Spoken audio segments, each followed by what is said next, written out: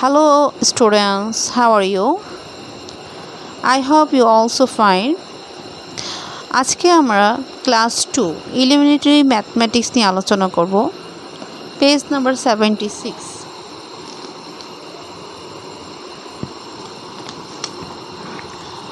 প্রশ্নটা হচ্ছে There are a bench in a class, 3 students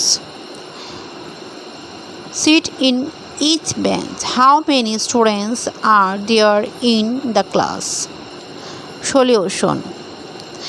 In one bench can sit 3 students. In 4 benches can sit 3 into 4 students is equal to 12 students.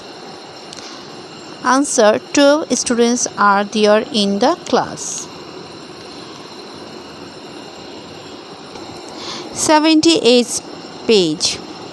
Question: There are 5 tomatoes in each of the 4 plates. In the pictures, how many tomatoes are there together?